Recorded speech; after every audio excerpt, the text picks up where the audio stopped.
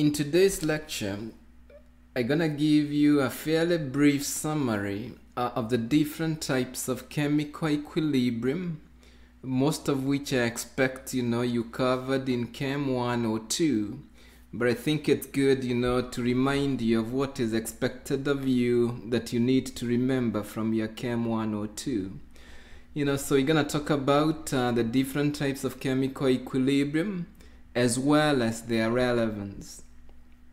So the learning outcomes in this segment is that I'd like you to appreciate the importance of the chemical equilibrium as a basis actually of all chemistry that you'll ever learn or that you've actually ever learned.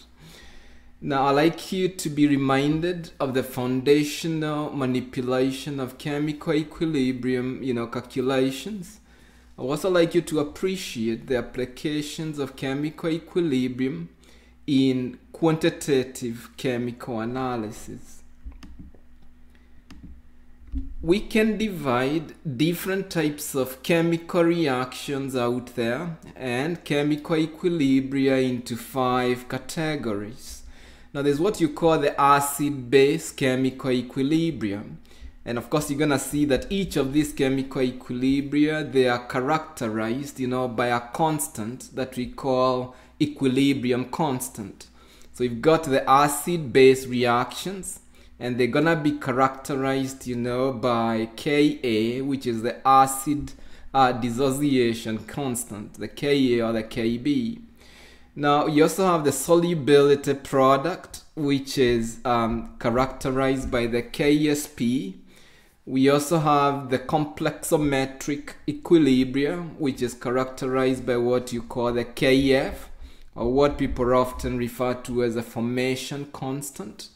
And you also have the redox equilibria, often characterized by the Keq, equilibrium constant. And lastly, you've got the phase distribution equilibria, or what you call the Kd. I'll take note of this. Of course, I've only highlighted a few relevant applications in real life of these different types of chemical equilibria. For example, in acid-base equilibria, you come across, it in lots of different environments, be it in the environment, be it in human or animal physiology and so on. A good example, is most drugs out there, aspirin, acetaminophen, dextromethorphan, and so on. Most of these drugs, or cocaine, most of these drugs, are either acids or bases. And their solubilities and metabolics, when they are consumed, is dependent, on the acid-base reactions, that happen within, the physiological system. The acid-base equilibria is also the basis of the buffer systems, that make sure that we are not acidified, when we take, for example, fairly acidic foods and so forth. So very, very important, in lots of mechanisms in the environment and so on. Maybe a good example for solubility product equilibria is a major problem of the acid rain. That, with the pollution, you get the acid rain, and then there is a destruction of the calcium phosphates, that make up the ocean coral reefs. And that has been a major problem out there. And of course, we know the coral reefs are major habitats, for lots of different types of marine animals and organisms. Now, complexometric equilibrium, maybe a good example is when somebody gets poisoned with the heavy metals. Often they would consume, or they would be given some ligands, such as humic substances and so on, that chelate the heavy metals and they make them fairly soluble, so that somebody can actually excrete them.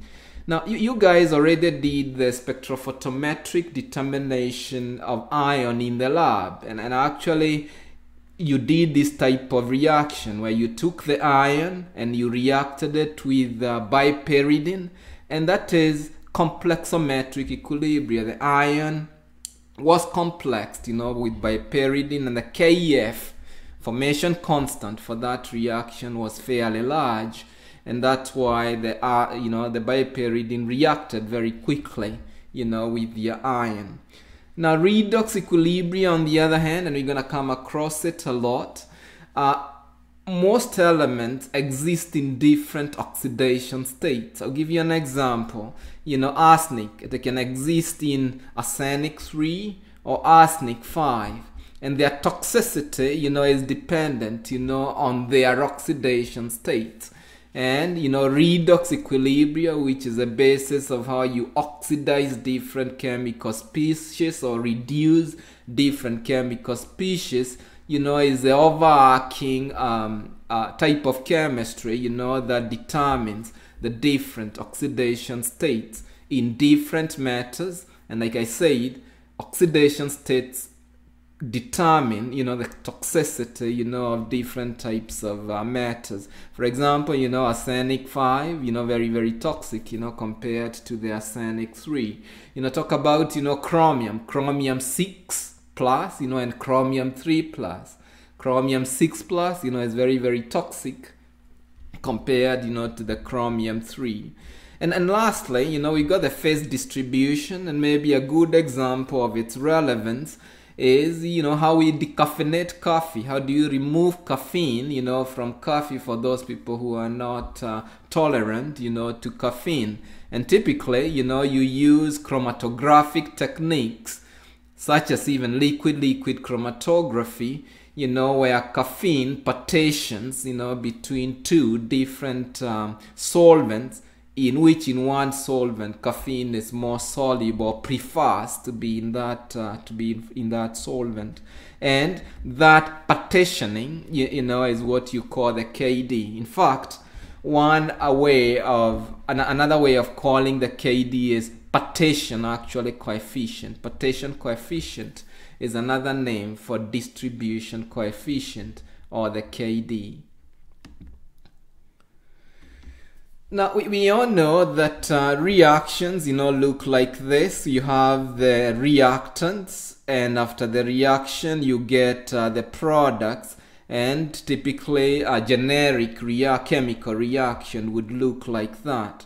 The way you would calculate, the equilibrium constant, or the K's that we talked about in the previous slide, is where you take the concentration of the products raised to their stoichiometry divided by the reactants raised to the stoichiometry of the reactants. So it's very, very critical then, to know the stoichiometric nature, of your reactions.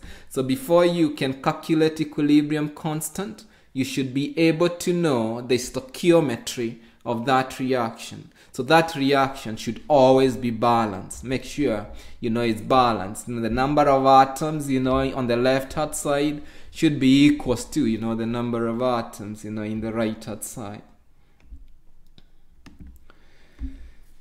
Now, another important thing that I'd like you to remind you is that as reactions happen, they undergo what you refer to as, kinetics. Some reactions, happen very, very quickly, meaning the forward reaction is very, very fast. But remember, reactions are always in a steady state, meaning, the products are being formed, but also that reaction in most cases is also going in the backward direction. And often you would wait, for a given amount of time for equilibrium to be established. So for very fast reactions, equilibrium is established, fairly quickly. And so, the K, equilibrium constant, can equally be quantitatively defined, as the reaction constant, the Kf, as a reaction constant in the forward direction divided by the rate constant, in the backward direction, the K. But so take note of that. There's a difference between the rate constant and the equilibrium constant. The rate constant only tells you how rapid that reaction is going, maybe in the forward direction, but it doesn't necessarily really tell you about, the thermodynamics behavior of that reaction. So the thermodynamics behavior of the reaction, is characterized, often by the big K, the equilibrium constant. So I hope that's clear. This equilibrium really refers then, to the period, to this steady state, where the forward rate is equals to the backward rate. All right. So equilibrium refers to the point or the time at which the forward rate of the reaction is equals to the backward rate, of that reaction. Okay.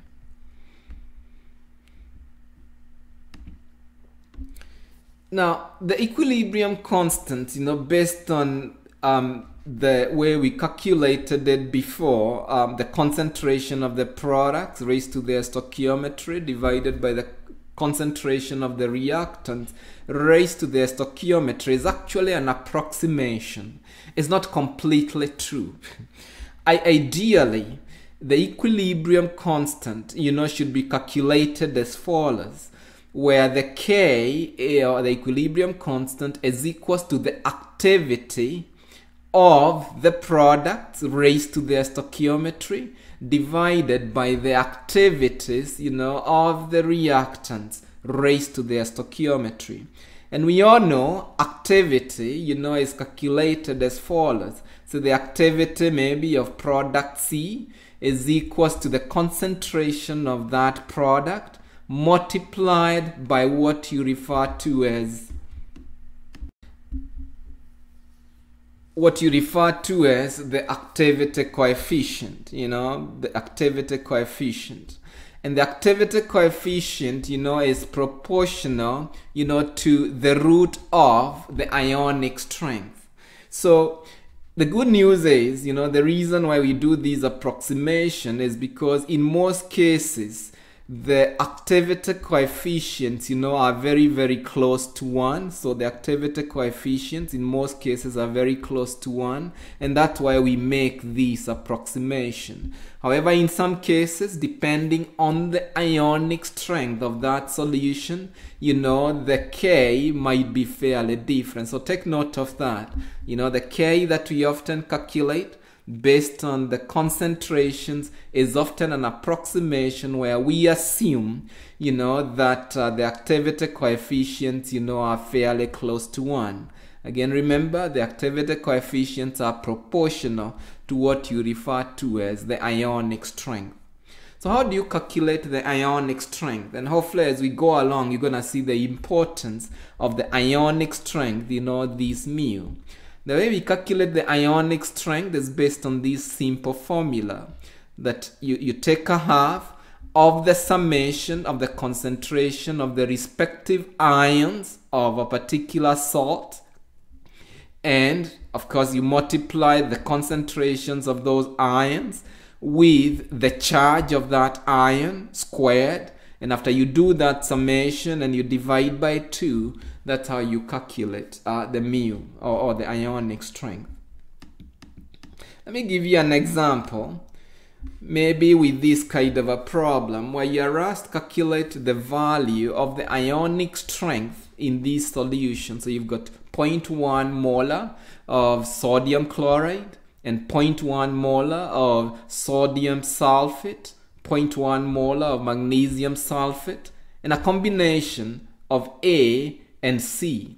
And you're gonna see, despite the fact that the concentrations are the same, the ionic strength of those solutions are different because the ionic strength is dependent, on the charge state, of the respective ions in those salts. So as you can see from the definition, the ionic strength is equals to a half of the summation of the concentration of the respective ions, and you multiplied that, by the charge state. So if at all you've got sodium chloride, for example, we know when you dissolve it, it's gonna dissociate into sodium ions and, chloride ions.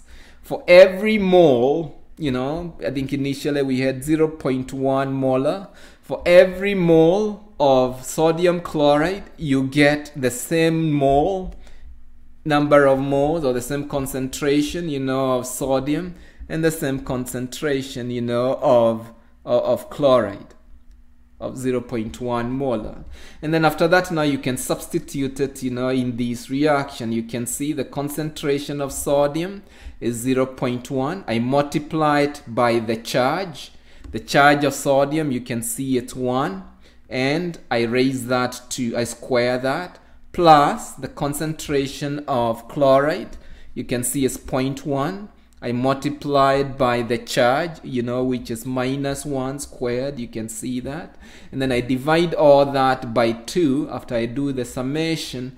And you can see the ionic strength of sodium chloride then is 0.1. So same thing with sodium sulfate. You take the sodium sulfate, and we know for 1 mole of sodium sulfate, I'm getting 2 moles of sodium ions, and 1 mole, of sulfate, 1 mole of sulfate. So again, I substitute in my ionic strength calculation a half, and then the summation of the sodium ions. In this case, the concentration is 0.2, because for 1 mole of sodium ions, I get 2 moles of sodium ions. So 0.1 multiplied by 2, I get 0.2. And the ion charge state, is +1, I square that, plus the concentration of sulfate. For every 1 mole of this, I'm getting just 1 mole of this, so this is 0.1 molar, so you can see that. But then you can see in this case, the charge is different. The charge of sulfate is -2, so -2 squared, and then I do the summation. And then you can see that the mu, the ionic strength, is 0.3. And you can do the same for magnesium sulfate. We know magnesium has got 2+, sulfate is 2+. The concentration is for 1 mole of magnesium sulfate, you get 1 mole of magnesium ions, and so forth.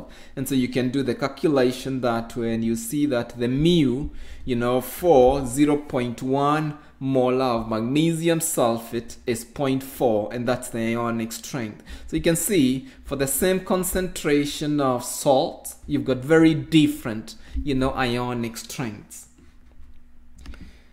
Now lastly, if you have 2 salts and you are dissolving them and mixing those 2 solutions together, like salt 1, which was sodium chloride, and the other salt, magnesium sulfate, and you are mixing them, all what you need to do is add up the ionic strengths, the 0.1 ionic strength and the 0.4 ionic strength for magnesium sulfate to get the 0.5 magnesium sulfate. Maybe somebody is going to ask, why is this important? Ionic strength is so important, especially when you're doing potentiometry. And a good example of potentiometry, which is an analytical method where you're measuring the voltage associated with the concentration of a particular species.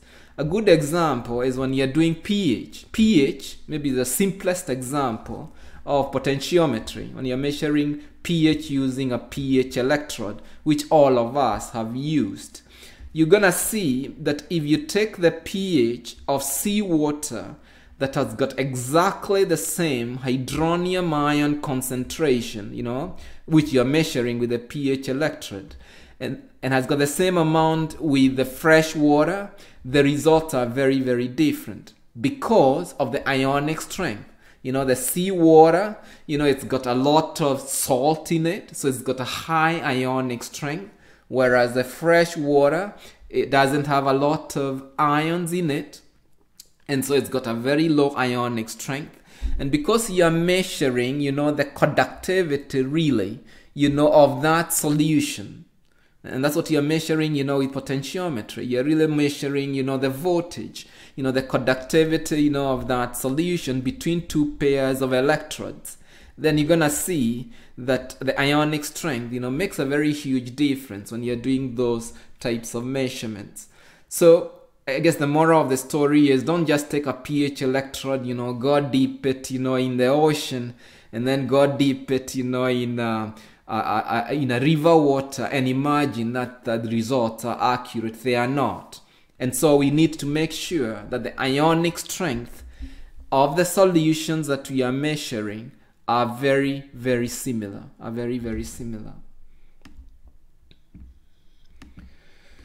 So the other thing that we're going to talk about is solubility product, the KSP. And the solubility product really refers to the equilibrium constant of a reaction where you take a solid salt and you dissolve it in water up to the point of saturation, meaning you cannot dissolve more salt. So that's the only time, where the KSP, or the solubility product equilibria, is satisfied. So the solution, must be saturated. So you take a salt, which is a solid, you dissolve it in water, and we all know if you dissolve a salt in water, there is dissociation of the ions into the constituent ions that made up the salt. And of course, the stoichiometry, is fairly well known. And if that's if that solution is saturated, then the equilibrium constant, is referred to as, the KSP. The KSP, this one here. So the KSP again is calculated as follows: the product's concentration, raised to their stoichiometry, divided by the product. However, because the product really here is a solid and it's in a standard state, we often, neglect, the denominator. So in essence, the KSP, is equals to, that, just the products. Is equals to just the products. So we neglect, the reactant. So how do you determine the KSP? And you guys have seen, the constant, the KSP constants, out there. How do you really determine it? How do people know the KSP? You do that experimentally. Assume you really want to determine the KSP of barium sulfate, which is a salt, and the molecular weight of barium sulfate is 233 grams per mole. All right, and so where you would do this to determine the KSP, you would take the salt, add it in known volume of water, until you cannot dissolve more salt, and then after that, you can measure the respective concentrations of barium ions and the respective concentrations, of sulfate.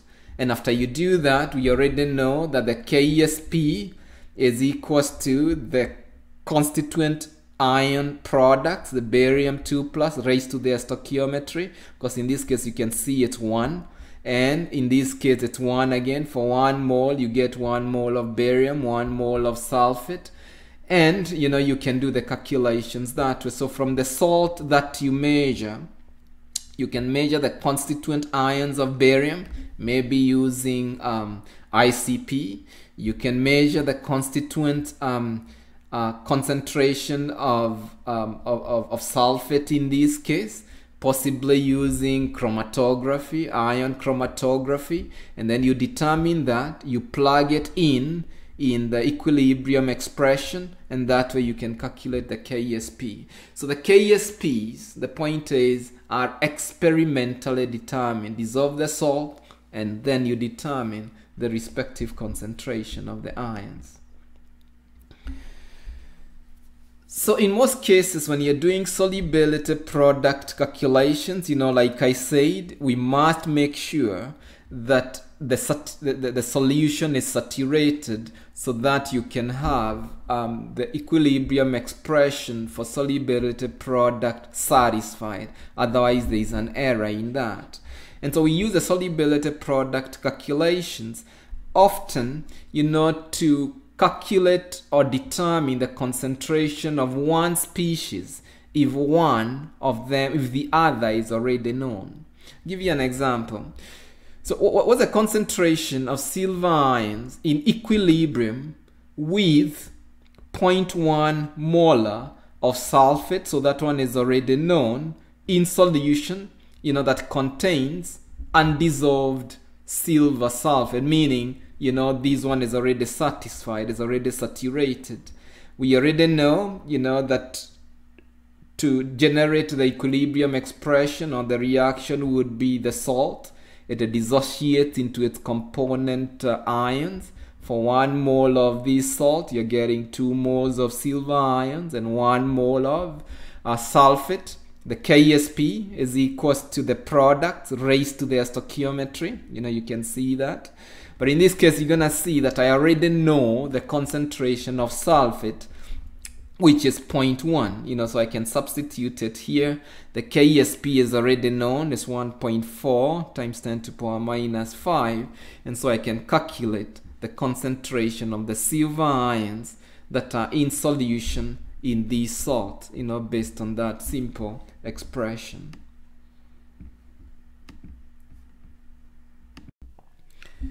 Now take note of this, dissolution or solubility, molar solubility, differs when you are doing it in pure water, when you are dissolving a salt in pure water, or when you are dissolving a salt in another solution containing a constituent ion of the salt.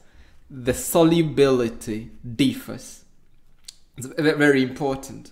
And that's what we refer to as, the common ion effect. When you take a salt and dissolve it in a solution that already contains one of the constituent ions of that salt. And so the solubility changes. I'll give you an example. You've been asked here to calculate the molar solubility of silver carbonate in a solution that is 0.2 molar of carbonate. And so determine the solubility in pure water and compare it to the solubility, in this solution. So you can see up here, again, what I need to do is write up the reaction that is taking place. The silver carbonate is dissociating into silver. For 1 mole, I get 2 moles of silver and 1 mole of carbonate. But I'm dissolving it already, in a solution, that has got 0.2 molar. And so the change in equilibrium then is gonna be, for 1 mole I get 2 moles, so that's a 2x. And for 1 mole I get just 1 mole of the carbonate, so that's plus x.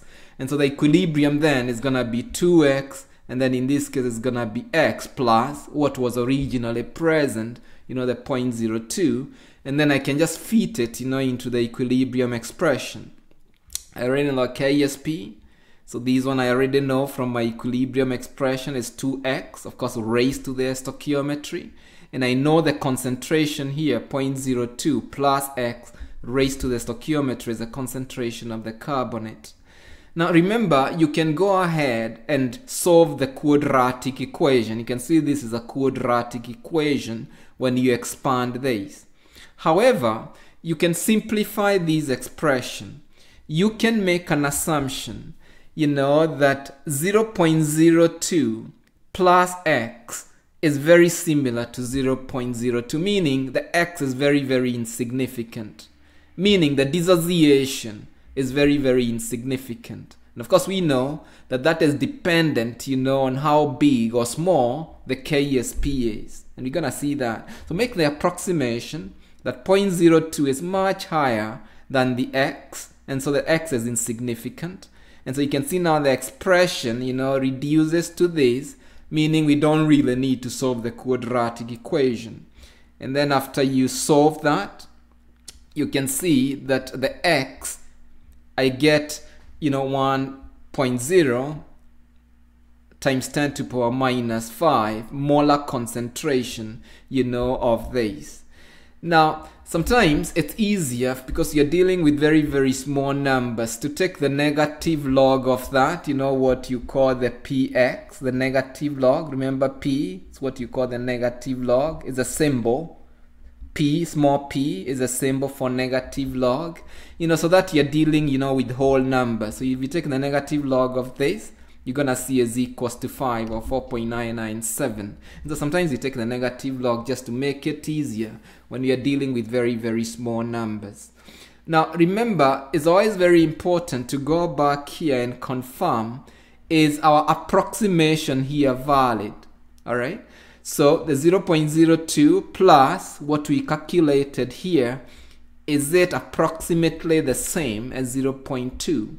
And we do that by what you guys know as the 5% rule. So I take the x that I calculated, I divide it, by the 0.02, the solution concentration, that I was approximating, that is much, much higher than what dissociated, times 100.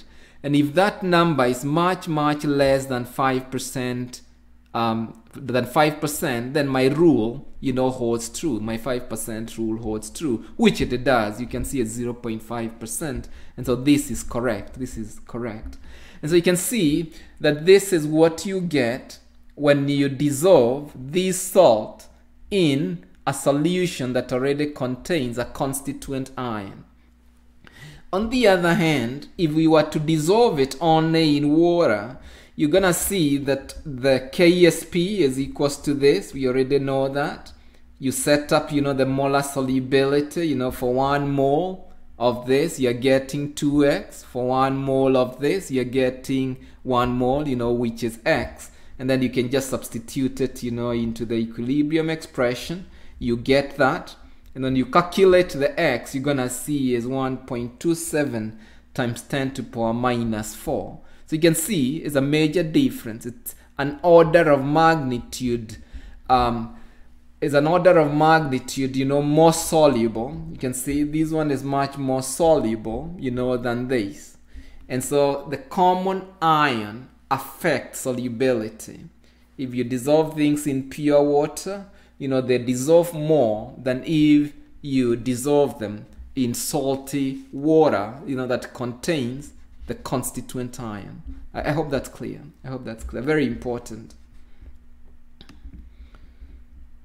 And hopefully you can see why, if at all I've got a constituent ion here, based on Lichetarius' principle, you can see that, the equilibrium largely is gonna be pushed back, in the backward direction, because I already have the constituent ion. And you can see why this one is less soluble, compared to when you're just dissolving it in pure water, because of Lichetarius' principle. So one major application then of solubility product equilibria is separation. Like we've been trying to say many times, when you're doing analysis, your sample, in almost all cases, contains a lot of matrices in it. And we've said one way to remove matrices, is to do precipitation. Of course, we already said, for a calibration, one way to address matrix effects is to do standard addition calibration.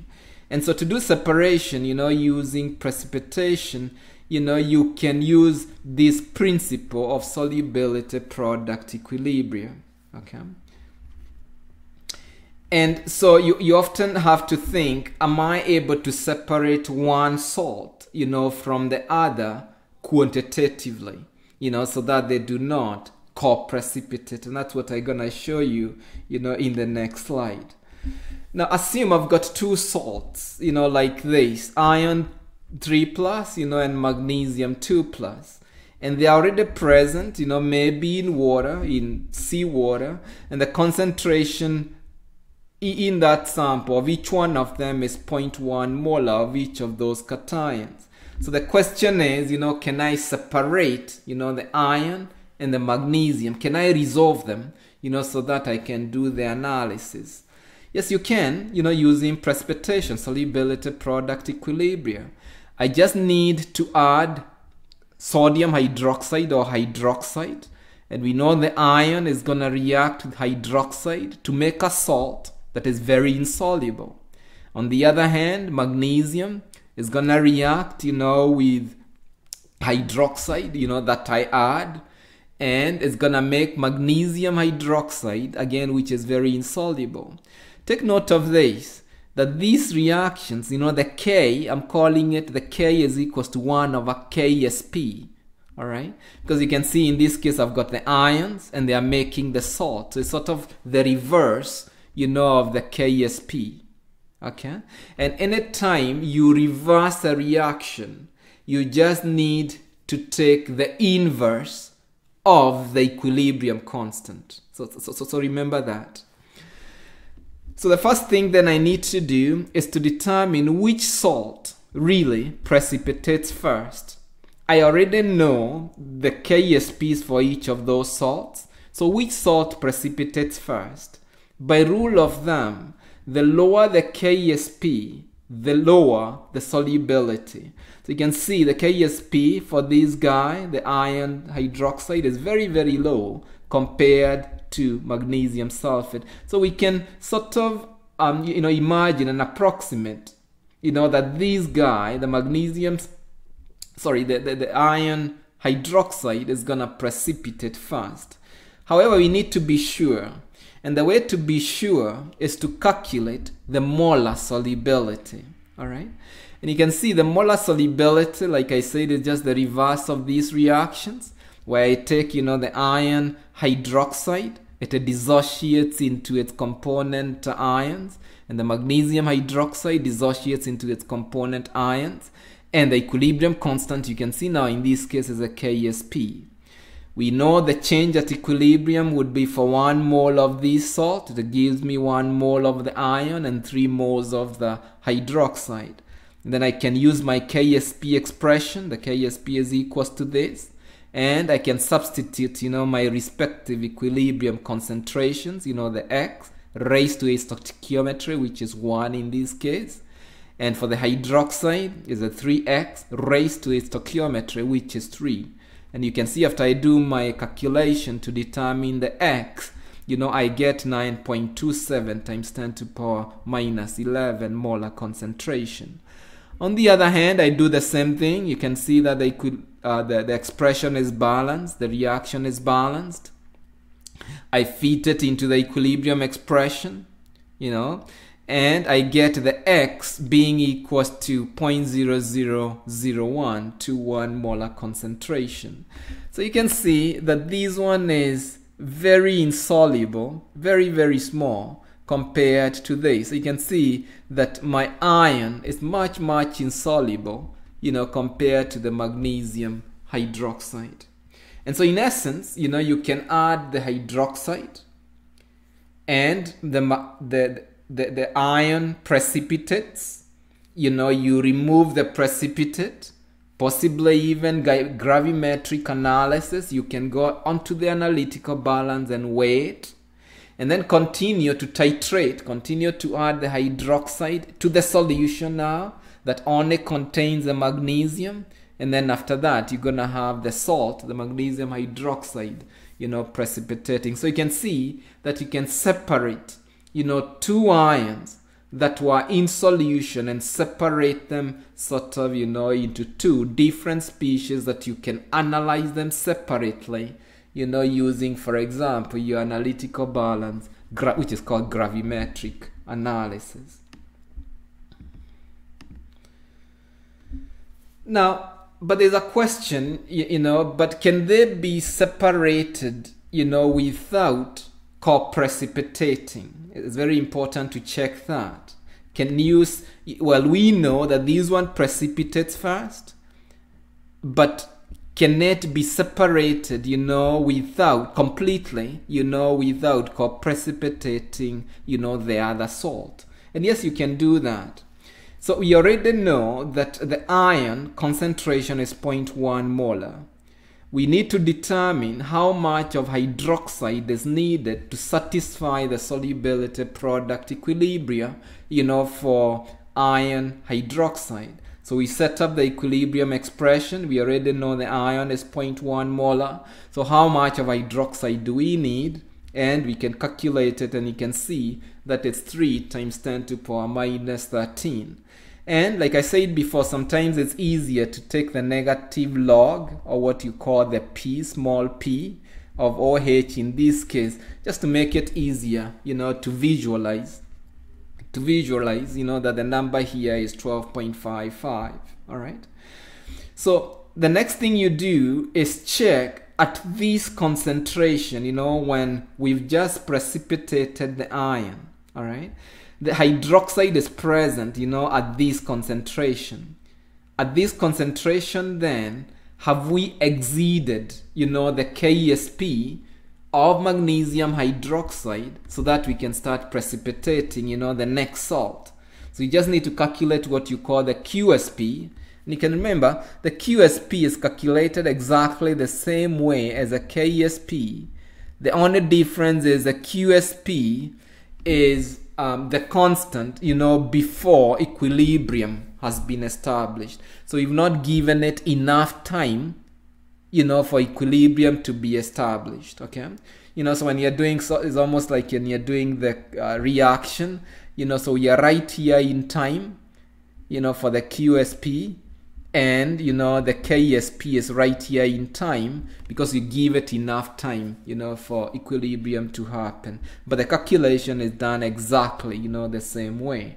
So the QSP then of magnesium hydroxide is equals to this. We know the solution has got 0.1 molar concentration, and at the point when we've just finished precipitating the iron hydroxide, we have about 2.79 times 10 to the power minus 3 of hydroxide present. So we put it into that expression here, and then we can determine the QSP of magnesium hydroxide, at this point when you've precipitated this is equals to that. And then you can check, is a QSP at this point when you've just precipitated the iron hydroxide, has it exceeded the KSP? And so has magnesium hydroxide started to precipitate? And you can see that the QSP is much, much smaller, than the KSP. In fact, 2 orders of magnitude smaller.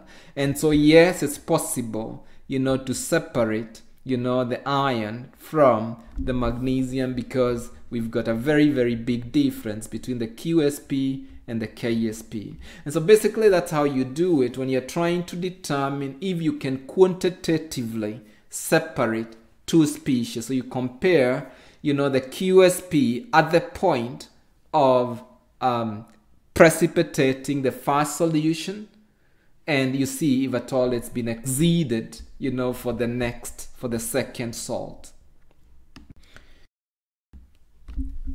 So the next part, of the lecture is to talk about titration. So you can see what I've just done there before is a titration per se. It's really a titration, only that, instead of determining using volumetric analysis, in this case, I just did precipitation and used analytical balance.